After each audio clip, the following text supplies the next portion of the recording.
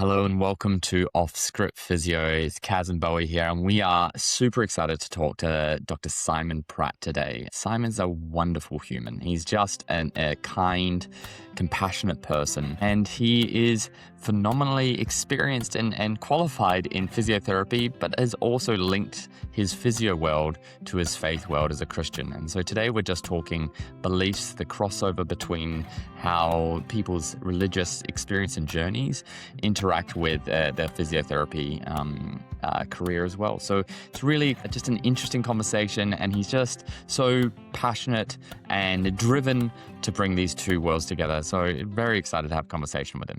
Simon, welcome to the show. It's so great to have you here. Perhaps start us off with where you are and what you do with yourself these days.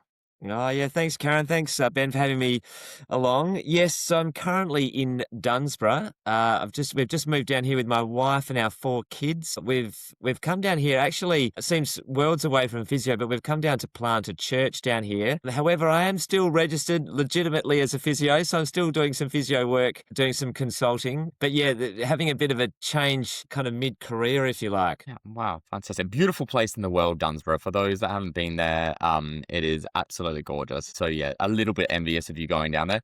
Wonderful. So let's just take a little bit back step. Simon, tell us a little bit about your physio career and some of the things that you've done. Yes. No, thanks, Ben. So I finished physio in 2002. So I did my training at Curtin University, headed into the hospital system. So worked a couple of years in the hospitals doing rotations all the way from kind of intensive care, med surge, inpatient orthopedics, but ended up in outpatient orthopedics and quite enjoyed that.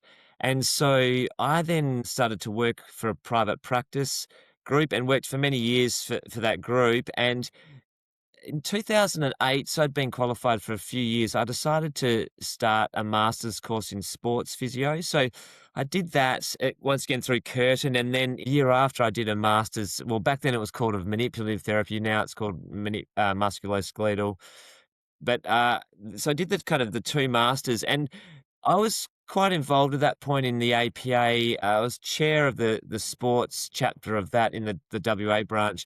And through that, there was a course that was starting up at one of the unis, and they asked, would I be interested in talking into their curriculum a little bit. And through that, I got a position there. Started off just 0.25 teaching in musculoskeletal and sports. And so over the years, that kind of grew, and I still worked in private practice, but as that grew, my private practice time kind of lessened a little bit. And then I ended up applying and getting a job lecturing in musculoskeletal physio at Notre Dame Uni. And I was there for about 10 years. And in that time, while I was lecturing in Musk, I started to embark on a PhD. So it's a bit strange because I was kind of in the peripheral stream, so lower limb, upper limb of musculoskeletal, but I actually started a PhD around chronic low back pain and body perception, so how we perceive, or sometimes called body representation, how we understand our body and the links with chronic pain. So I embarked on that while I was still lecturing and finished 2023. So I kind of enrolled in that in 2017, I think, and COVID kind of threw a massive spanner because we were mid-data collection and literally we weren't allowed on campus. And so that meant I literally could not I couldn't recruit people. So I took a year off the PhD while we kept teaching online. So it kind of took me about 6 years. It was 7 years from enrollment, but 6 years part-time to do. So that Simon, there's so much in there. And yeah, I'm fascinated because I know that academic study is a big part of your career, and there's even more that we'll unpack, I'm sure, as we go along. So you've done the sports mask doubleheader, as we, Yes. colloquially say. Why go on from one to do the other, and then why go on to do the PhD? What itch did you need to scratch that kept you studying? Yes. Yeah, that's a good question. So it's funny how because sometimes you embark on things and the reason why you do them, in the end, it kind of changes a bit. But the decision to do sports physio initially, I was quite heavily involved with the APA in organising the sports physio side of things.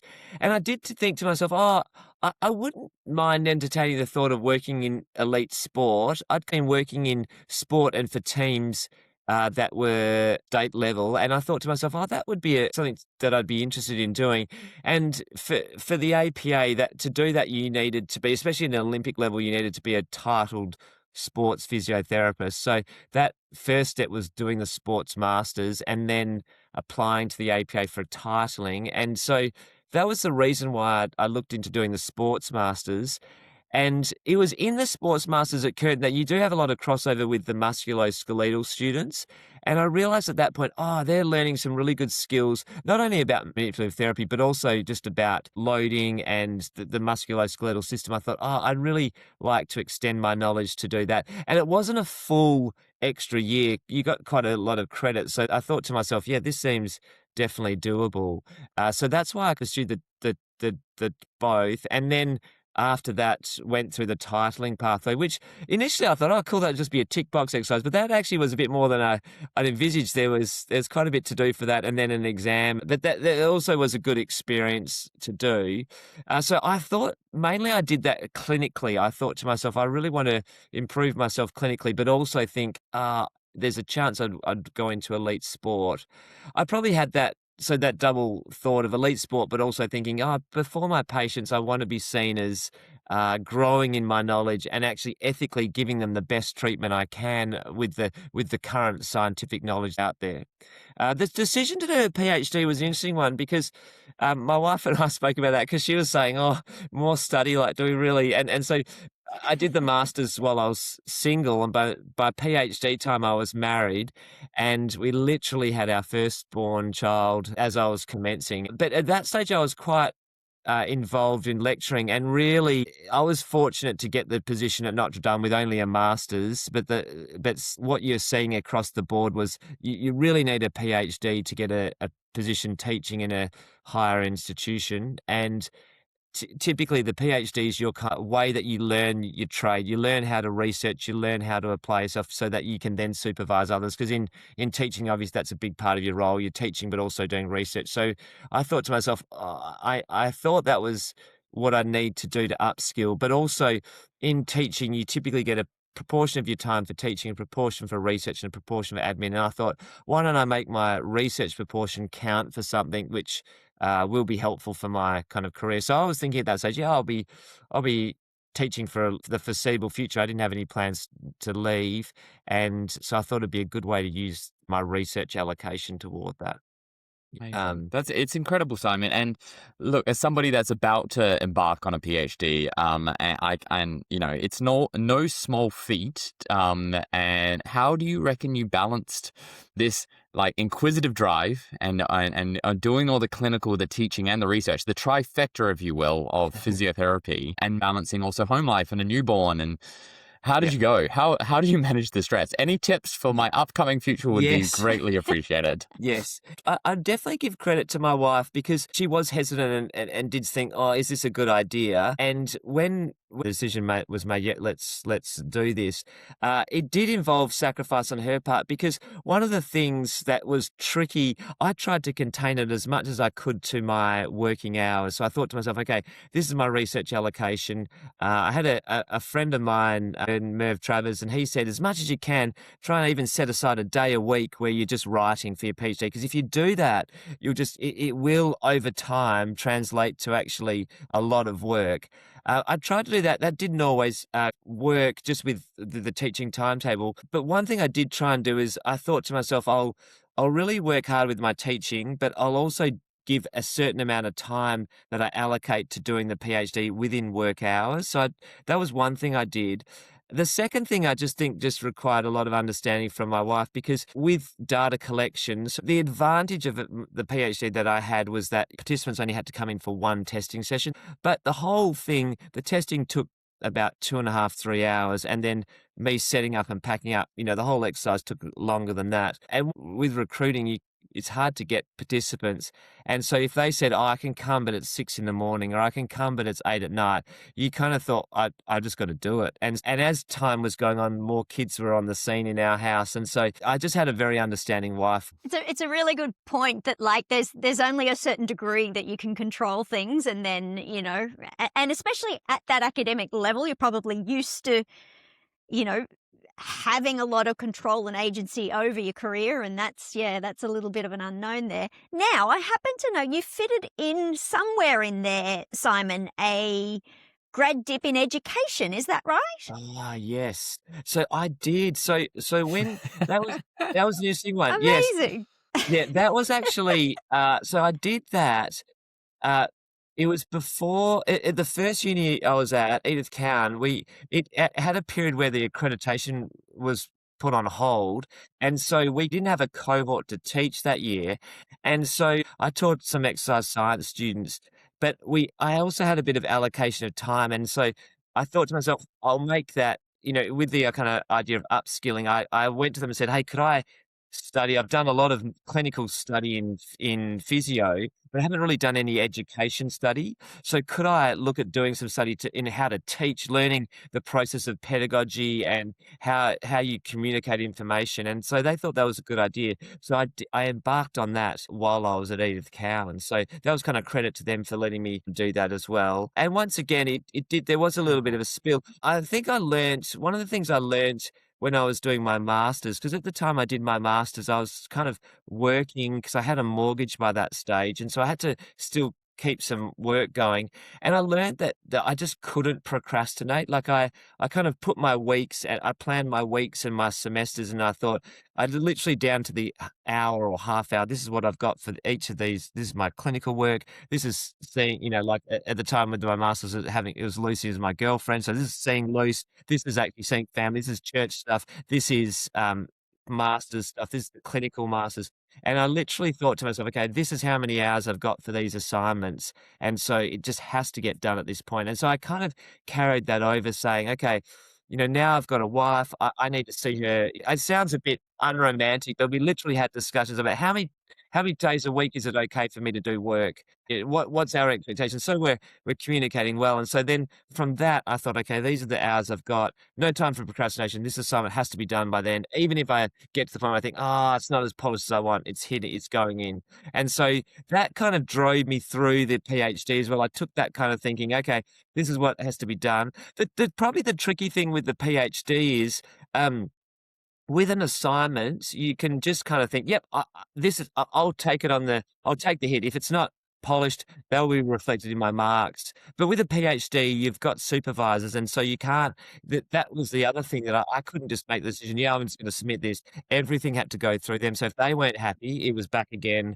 And we'd do it again. So that was a bit of humble pie because I found academic writing challenging. Like I think writing scientifically took a lot of effort for me, and it didn't come naturally. And so I needed a lot of coaching. So I had supervisors, Ben Wand, Will Gibson, Merv Travers, who were amazing and so generous in helping me with that. And then Dana Hintz, she was my stats and supervisor. She was incredible in helping me with that as well. But that was probably a time where I like to be kind of thinking, yeah, I've got my schedule and I'll give this amount of hours this. But that was another time where I thought, it was a challenge, because if it came back saying, no, you need to rehash that, I think I got to allocate more time. So so Wow. that's how the education kind of came about. But it's amazing how you kind of find find pockets of time, and look, it's pretty inspirational, the drive that you have to do things. And I'm interested to hear a little bit about what your drivers are, but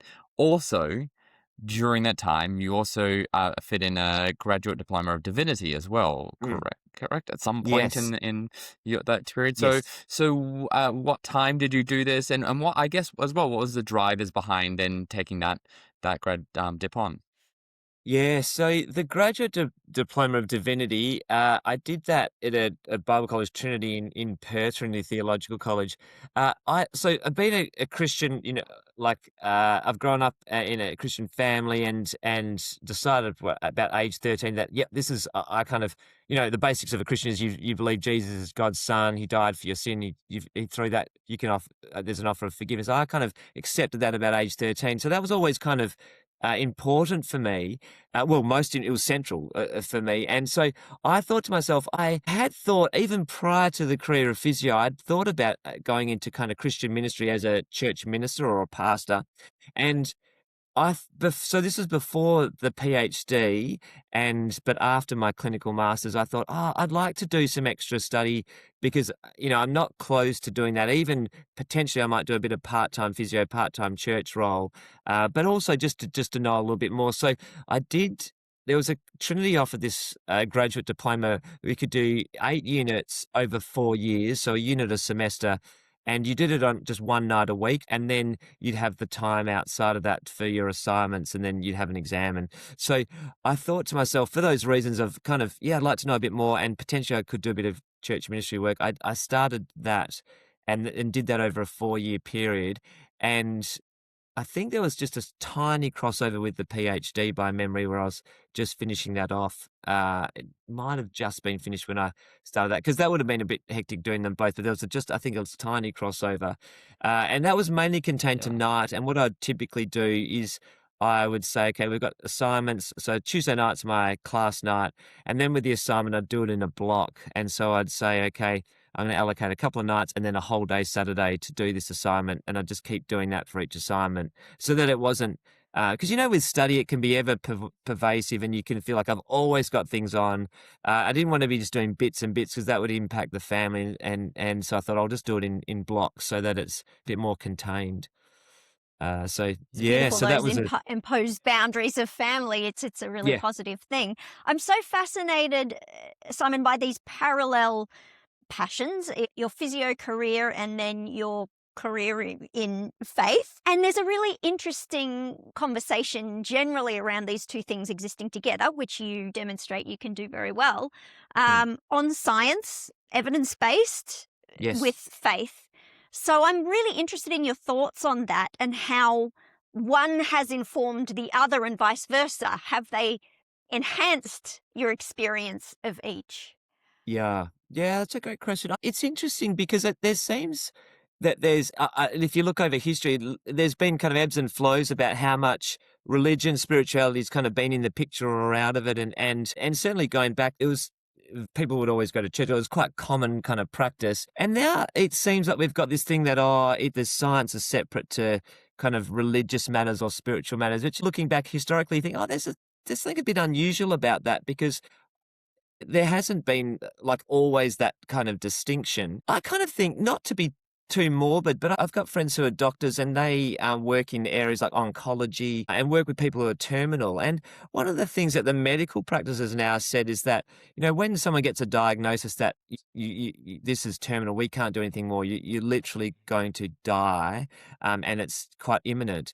One of the conversations they have is they talk about, let's talk about your family. Let's talk about personally, what does that mean for you? But let's also talk about spiritually. There's actually a spiritual element, and literally they'll bring it up. Do you want to avail yourself? There's hospital chaplains, or is that something that you need that you think about, or is that? And so the medical profession realised that that's an aspect of our life. Now, I'm biased. I'm a Christian, so I'd insert into that spiritual aspect Christianity. But it's interesting that in that kind of end of life thing where that the medical world's saying, that's actually something we've recognised in caring for the whole person when they get that diagnosis. We actually want to raise that. Now, sometimes people say, no, I'm not spiritual. And I was like, okay, cool, that's fine. We just raise it. But it's interesting that the medical profession is saying that that's an aspect of us that we shouldn't just necessarily think, it's devoid of, the rest of the body or, separate to science. So I kind of think that, spirituality and as for me, Christianity is it really does fit well with science. And I think kind of this, because a lot of people say to me, it's a bit odd, and I certainly knew someone who in physio was like, how you're doing a science-based course? He'd say to a friend of ours who's Christian, how can you even think about this Christianity stuff? It's like there's not evidence-based. And I think that's very true to say, yes, there is a bit of a difference there because this aspect of faith is a thing that you can't see, you can't put your finger on. And if someone said to me, can you show me God? Like actually in the evidence, like here's your gastrocnemius muscle. I can see that acts as a plantar flexor because it's attached here and here. And so when those muscle fibers cross, I can see why that's doing. Can you show me that kind of in tangible terms or real aspects before my eyes? God, you can't kind of do it. But I would say that the crossover is to think, yeah, you can still be an intelligent person who, for me in physio, I think I really am driven by evidence-based practice. Like what, and I'm not never kind of thinking to myself, oh, I want to be arrogant, think I've got it all. I'm always open to thinking, oh, actually, maybe how we've been thinking isn't a bit correct. We need to adjust that. I'm always open to what science is saying, and having done a PhD, especially when we've published the articles, you can't publish something unless there's legitimacy behind it, unless the reviewers say this has been rigorous. I can see the methods they've used are held. The statistical things that they've done are actually sound practice. Otherwise, we're not going to publish this in peer-reviewed practice because it will be a laughingstock because it's not rigorous enough. But I think with Christianity, I often say to people, I'm an evidence based practitioner, and it's not like I'm just flying in the blind thinking, oh yeah, on a whim, I think this is kind of true.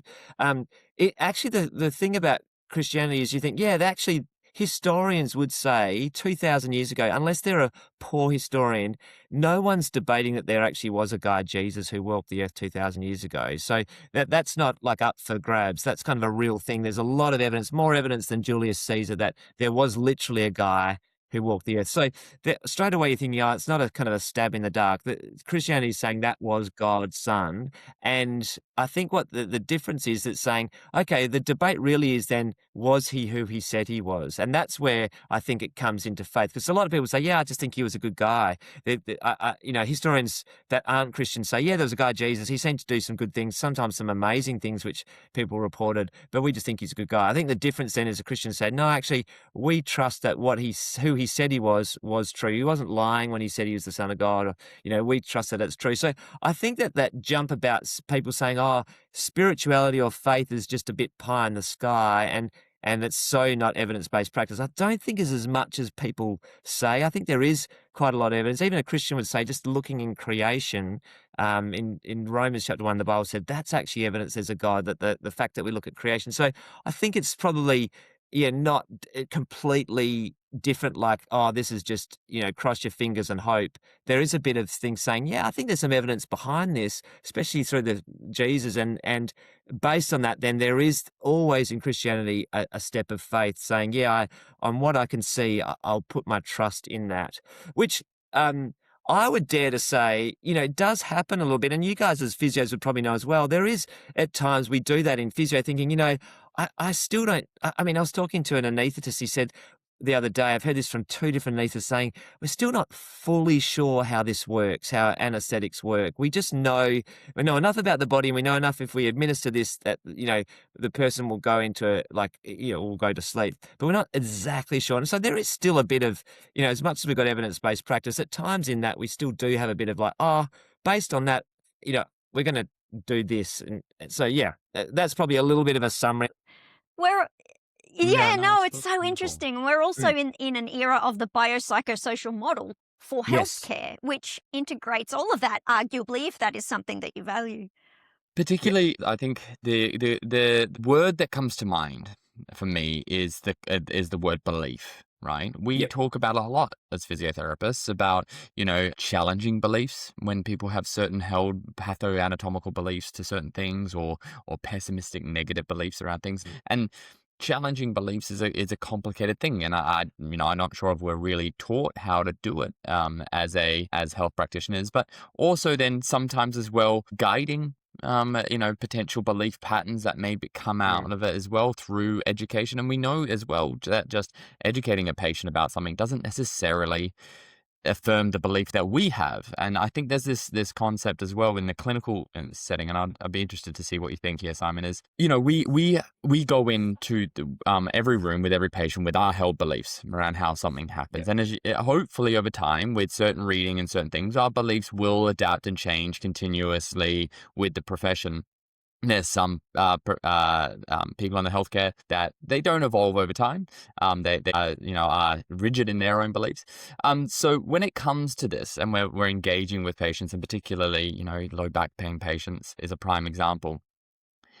Is there some of your experiences that you feel now over over the PhD, the masters, and all of your experience through both of your worlds and how they kind of cross over, that you now approach patients with discussing belief, whether that be their thought patterns or their cultural beliefs? Like, how do you engage differently now with all of your experiences Yeah. with your patient population? Yeah, sure. Look, the first thing I'd say is Karen, you mentioned the biopsychosocial model. I think that's massively important. Like I'm a believer, like in that. I just think it is taking that whole idea of what this person's history about their beliefs and everything about their kind of emotions, their anxiety levels, depression, their past experiences with pain, their past beliefs concerning kind of pathoanatomical things, all these family relationships, compensations, and all these kind of things I think of, and including that I think can be, there's a spiritual, as well, that all kind of feed in.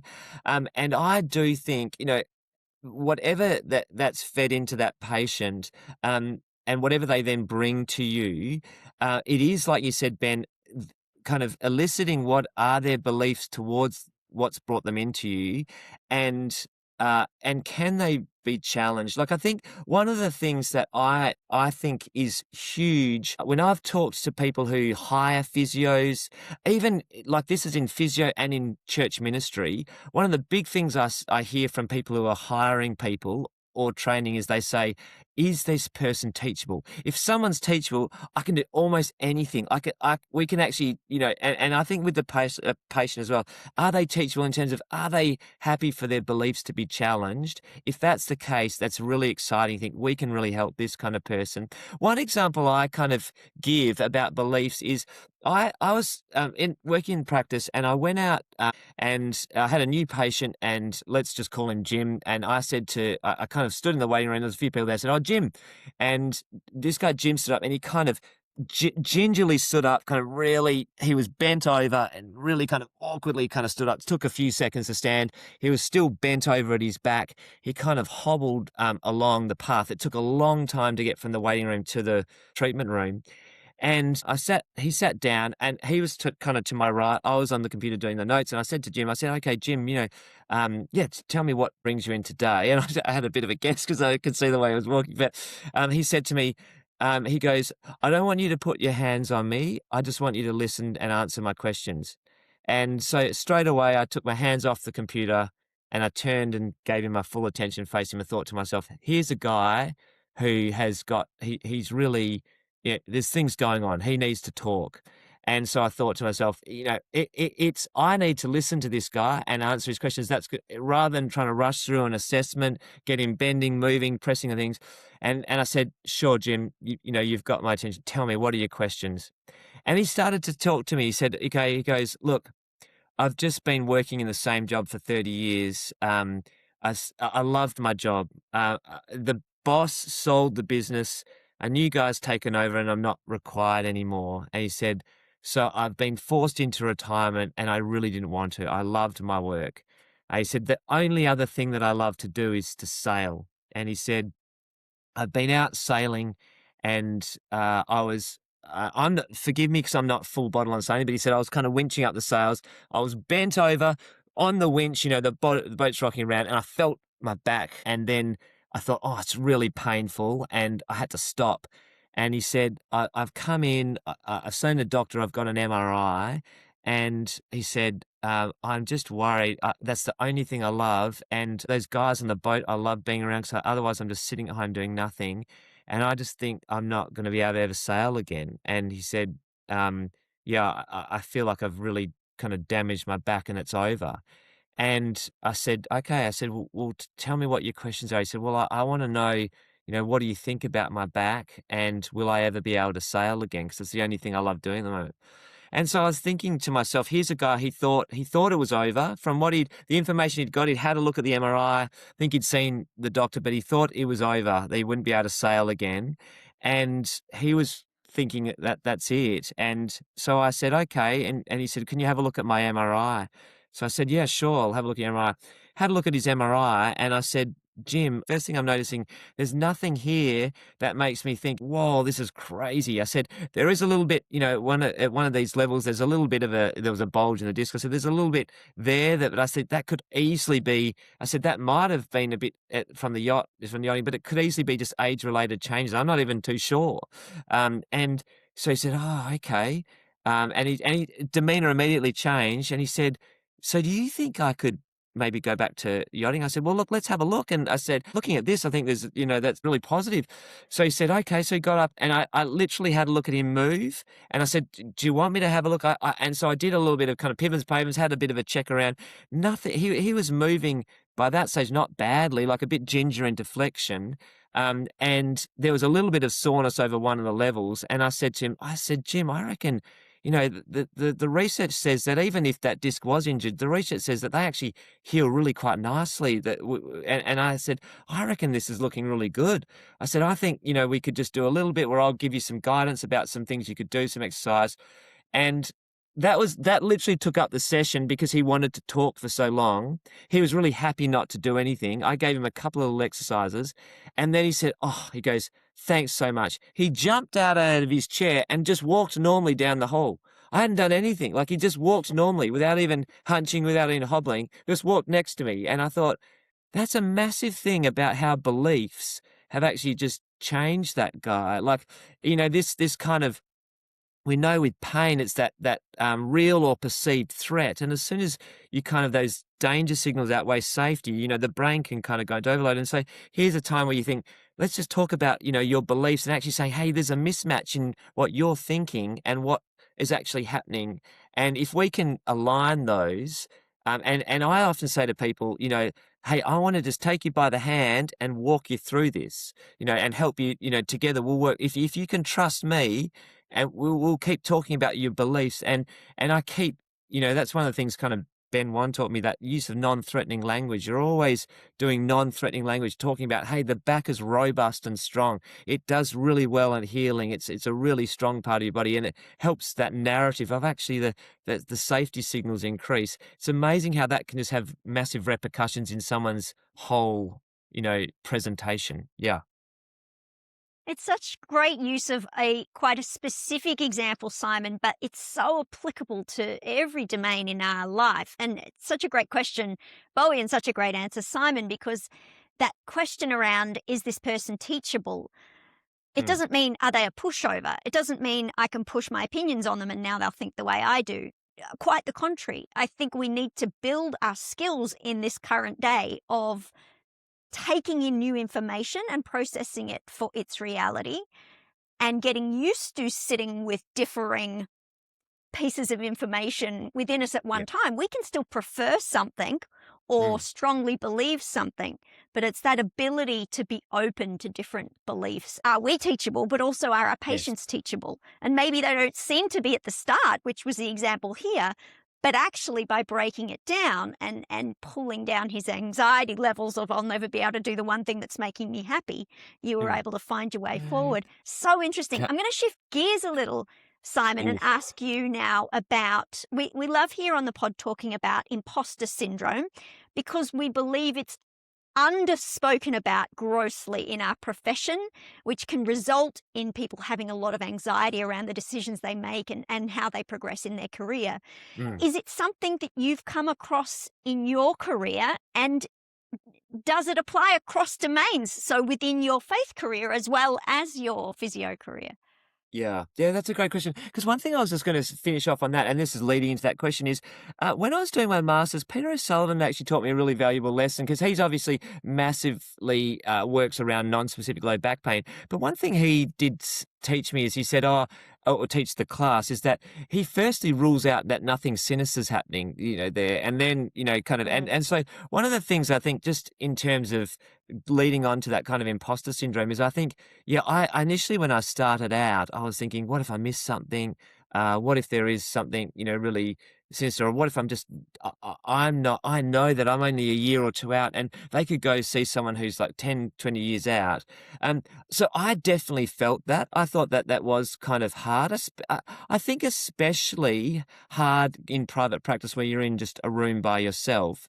And I think the reason why that is especially hard is because the difference in, say, being in a hospital versus in a private practice is it's just a little bit harder to get someone else to bounce it off. So typically in the hospital system, when you've got a complex patient, you'll often be with another physio who's usually, if you're starting, they're typically more senior than you, and you're usually matched up with someone, so you're learning just off them. In private practice, it's not as much. So I think my kind of key for that is, so yes, I felt that imposter syndrome myself. I really, found that as hard confidence-wise starting out in private practice. My kind of key was surrounding myself with mentors. So I had a senior at the practice that I literally could just go and knock on their door, or if they were between patients, I'll ask them. And so that helped to mitigate that a bit. But certainly I think in private practice it can be hard. And I do think that can sometimes make people feel a bit disheartened about physio, and also, that idea of longevity in staying on when they're feeling that, I think can weigh in a bit as well. So I think it's tricky. I think that idea of trying to have mentors or people who are there who can assist you is really important. Something you said earlier, Simon, you mentioned during your example with Jim, that idea of holding their hand and coming alongside. And I think it's such an important aspect of what we do as a profession. Physios are very, very fortunate to have time with patients, to be able to meet them there at their vulnerable state. Throughout your journey, and a spectacular journey you've had, what would be advice that you'd give to newer physios or new people starting out, or maybe just physios that are stuck, about how do I start learning to be better? How do I come alongside a patient and meet them and be that connection together and build that teamwork behind them? So whether it's in your physio or in your Christianity, what are the tips and things that you feel that bring people together? Yeah. Yeah, I do think one of the big tips is listening. So I think that in physio, we are kind of in a position where we do have often longer with the patients and multiple sessions. So you do get to know the patient. But one example like I've kind of had is I remember going to a doctor, and I remember the doctor was quite rushed. And I remember kind of getting out and thinking to myself, oh, I really feel like that wasn't a satisfactory consult, because I didn't actually get to say the symptoms that I'd had and when I'd noticed or what was kind of happening. And I didn't feel like I'd actually got to show, like they'd had a quick look, but I didn't get the information out that I wanted to. And I think, and then you lose confidence in the treatment. And I think to myself, I probably wouldn't want to go back there, because I don't know if the treatment that I've got is actually the right one, because I didn't actually get to tell him all about the symptoms. Now, it might be that the doctor was brilliant and actually has got it right, but my confidence in that was quite low. And it made me think, if a patient doesn't get that opportunity to share what they're thinking, their symptoms and about their background, and we just hit treatment, their confidence will be low, and actually the chance of them coming back will be very low as well. And so there's a skill, because we don't have unlimited time. That's the nature of kind of, especially in a private practice model, you do have set appointment time. So we can't go forever. So there's a nature of actually guiding questions and actually, using things like, if someone's saying something, you think, oh, this is really great, but I probably don't, like, I've heard enough of that. I really need to hear about this. And you say, oh, that's amazing. Hey, we could pick that up in a sec. Can I just ask you about this? So you're still encouraging them with what they've said, but actually saying, just directing them a little bit more. So I think there's a skill in actually eliciting from patients the information that you're keen to hear. So that's partly as a practitioner saying, what do I need to hear? What are the questions I want to ask here? But also giving that the opportunity to the patient saying, hey, I'm really here to listen. They walk out thinking, yeah, he heard me or she heard. So I've got confidence because I got to say how I'm feeling, what this condition's like. I've got to share all those things. They know me. And so when I say that thing, hey, I'm wanting to take you by the hand. Now, literally, I don't want to be weird about it. Like, I'm not literally saying physically I'm going to grab your hand, but I'll just say, I want to journey with you. I want to help you through this. They're literally saying, yeah, okay, because you've listened to me and you do understand me. So my challenge for new physios is to work out ways you can elicit that information so that you come across as a good listener, because that will definitely help with alignment. Now, it's like in Christian ministry, I think if there's someone who's listened to me and have heard me, got to know me, I'm more willing to listen to them if they challenge me on things, because I think, yeah, they know me, they understand me, they've listened to me, and they get me. So, yeah, so that'd probably be one thing I would say. What a great summary. And as you were speaking, the way I was summing that up in my head is it's not even just about asking, do I know this patient well? It's asking, does that patient feel like I know them well? And so unless you've done that, you haven't got a foundation for anything further, for any other education or exercise prescription or anything that you want to do. So it's a really good way to sum it up. It sounds like you've used filling your life with wonderful things to create healthy boundaries to keep a lot of things in balance. It sounds like you have a brilliant partner in your wife, and obviously you're raising some amazing little people. You're working very strongly in your faith, and you've obviously achieved so much in your physio career as well. It's very impressive. It is really wonderful to hear. When I was listening to you just talk about that idea of connecting with patients, I just also think that it's probably more satisfying for the physiotherapist as well to actually connect with the human a bit more than necessarily always think about the clinical problem. It's not the knee patient, it's Jim, or it's, and those moments probably give us more satisfaction with our day-to-day and maybe more drive to keep going forward. And I love the crossovers in your world and the connections and community that you have. I think it's really, really wonderful, and just really appreciative of your time to be able to come and talk to us about this. Yeah, no, thanks, Ben. Because I do think one of the things that I think crossing over with the Christian stuff and physio, it's a privilege as doing Christian ministry, because I just think the message of, the gospel with what Jesus has done is so true. So I love sharing that with people. So I think it's so great. And I think with physio, one of the things is, and it's really great what we get to do. We've got a great knowledge of the body, and we can help people who are in pain or have some kind of limited function. And we're in a great position that we've got great knowledge about how. So not only do we understand the body, but we understand timings of things. So that tendon, we want to not completely rest it, but we want to gradually load it. We understand those kind of loading parameters as well. And so I think it's a great thing. We've got a great message and a great profession in what we're seeking to do. I think as a physio, it's weird that we can come out the other end of the degree, and sometimes we forget that we know a lot about the human body, and people in the general public often don't. And so when things happen, it can be really alarming. And actually, there's a great joy in not only that, but also getting to know the person. It's the most perfect, beautiful full circle moment there, Simon, because if there were any questions before about how science sits with spirituality, what we've all ended up with is saying that there's such a huge human side to physio, to healthcare in general. And so it can't be all science. It simply can't, or it won't function well, because we're humans at the end of the day. So what a beautiful way to finish. And thank you so much for sharing some parts of your big journey. Yeah, thanks, Karen. Thanks, Ben. I've been really enjoyed being on with you. So thanks so much for having me. Thanks so much, Simon, and looking forward to our many, many future coffee chats and all about PhD things in the future. Amazing. Look forward to it, Ben. What a kind, interesting, and compassionate guy, Bowie, hey? Yeah, look, it's just lovely to have a conversation with somebody that's very knowledgeable in physio and has this kind of insights into really high quality care, but also just to have a conversation about his personal faith and how that comes into his daily life as a physio. I think it's just wonderful to be able to be open and honest. And I think, though, that's maybe his little secret sauce with how he just connects with everyone. He's just got that. Well, you saw it, and it was personal. it was a great question you asked around beliefs, and his answer with that story was really just beautiful. And of course, here at Off-Script Physio, we do love to pay it forward and thank our guests for their time. And so we have made a donation to Compassion Australia on behalf of Simon, and this charity helps children to be released from poverty. So you can learn more at the link in our show notes. Amazing. See you next time. See you next time.